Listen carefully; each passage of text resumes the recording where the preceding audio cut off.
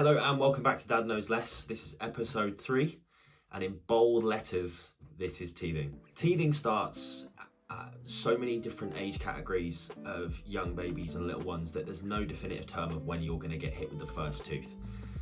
Commonly, your little one's going to be using its gums on your finger when you're interacting, and you'll be able to get some sort of sensation if you feel the first tooth. Now, you need to be prepared for this. There are so many avenues of internet ideas and books and specialists that give you so many avenues of how to help with teething.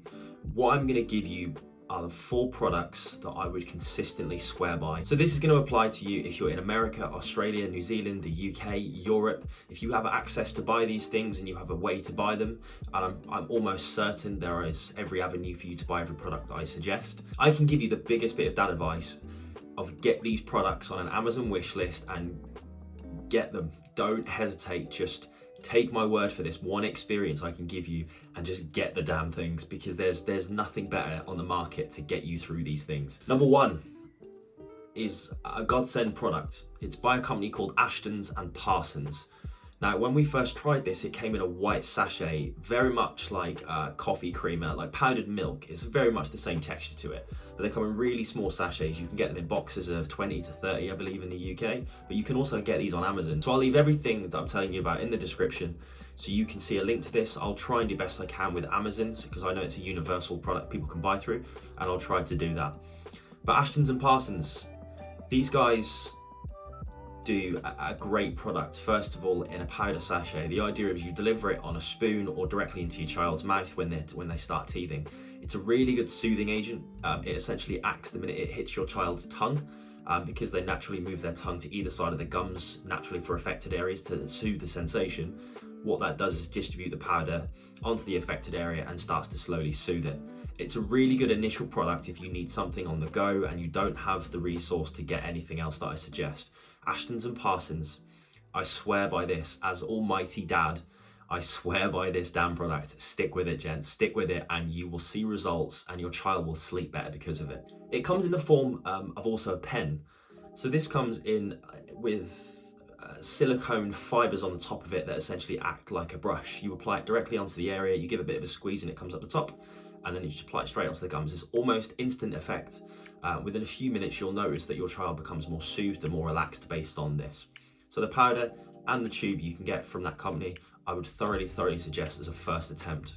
Number 2, buy yourself spare dummies. Buy yourself spare dummies. If your child has a specific dummy that they soothe better with, then get 2 or 3 packs of them, mostly because you might lose one and it's always good to have spares. But what I would suggest is what I did, is when we were doing this, I would cut a slit into the bottom of a couple of dummies and then fill them just with plain water, and then I would freeze them. The reason I say this is because naturally when a child has a dummy in their mouth, when they start to suck, it inverts their entire mouth inwards, pulling their gums into where the dummy is. It instantly soothes all parts of where the teeth could potentially be coming through. And bear in mind it's a little bit cold, or you can easily take it in and out of the baby's mouth, help it, rub it on its gums or your toddler's gums, and it's an instant suggestion for an instant fix just while you get anything else you can to help them. That dummy can be a lifesaver for you. A great secondary use for a dummy is that you can also use things like Calpol, which leads me on to the next product I suggest. You can directly inject this Calpol into the dummy itself, freeze it, and they'll slowly have an administered taste of the Calpol. Because of the soothing effect of it, once it's in their mouth, it's going to start to melt away and be digestible, and they'll start swallowing the Calpol. Bear in mind it's flavored, so it's likely going to be a little bit easier for your toddler to digest and to swallow it, apart from like plainer tastes medication that you can buy. Leading on, Calpol. This is a universal godsend for any British parent. Any child and any parent right now at some point has come into contact with Calpol. The strawberry flavoured goodness, we will all remember as a nostalgic time that you don't forget.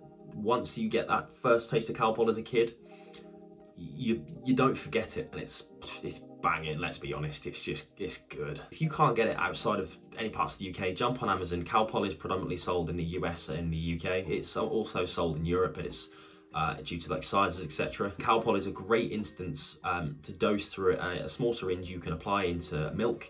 I would definitely suggest using milk if you're looking for alternatives to get it into your child to help them with pain relief. Alongside Calpol, Nurofen is another great product. You can give this to your child alongside Calpol if you need to, but Nurofen is a really, really good bottle to have in the house We always have Nurofen and we always have child's Calpol that are both obviously child safe. We always have both of them in our house whenever our son gets a fever, any sort of virus or illness. These are the first things we go for, and they definitely help with teething, I promise. So keep them on tap and keep them in the house. Number 5, at the top of this list, is the saviour if you need it. So it's a product called Ambisol. I'll leave a link for it in the description. It's predominantly sold behind pharmacies, so you would need to ask a pharmacist for it. When I give you this suggestion, of course, just make sure your child, along with everything else, doesn't have any reactions to penicillin or anything that can trigger an allergic reaction for what I suggest. So just consult a local GP or a physician if you're outside of the UK, and just make sure everything I'm telling you doesn't affect your child medically before you use it. Ambisol is a very, very small vial. It's essentially a numbing agent for your gums. Now, most adults would know that once you've got a toothache, the old wives' tale was use ginger or use a mint or a Tic Tac, and you'd apply it directly to the gum and the mint would somehow soothe. Ambisol works as an instant reaction to the gum. So the minute you apply it to the gum, within up to about 15 to 30 seconds, your little one won't feel the sensation in the area and it will numb the tooth and numb the pain instantly. Now, the reason I say use this sparingly is because you don't want them to grow a tolerance to it. So when things do get bad in the night and they wake up with a tooth that's piercing through and causing pain, and the other suggestions just do not work as well, Ambisol is always good to have in the house, and it's always good to have it up high, away. So when you need to put a little bit on your finger and apply it to their gums, it will really help them settle into the night, and it will balance out that pain, bring them down to soothing so they can get back to sleep, and it doesn't disrupt your way of life as parents and the routine you've set so much. So to recap, Ashton's and Parsons, great powder, great gels. Spare dummies, you can use them for water and Calpol and freeze them, instant relief. Calpol and Nurofen are the two things I definitely suggest that you keep in the house as a parent.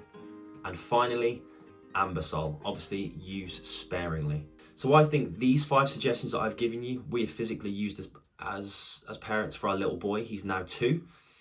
And we still, like I said, we still use Calpol and Nurofen when he's ill. Should your toddler and your little one become ill in the future, you've always got the secondary resource of using the Calpol and Nurofen previously. Thanks for watching. But what I really wanted to do with this video is provide a shorter list for parents for things they can get online, because it may be a requirement you need right now. Those 5 things will make your life as parents a lot more efficient, a lot more peaceful, and a lot more helpful for your little one going through teething.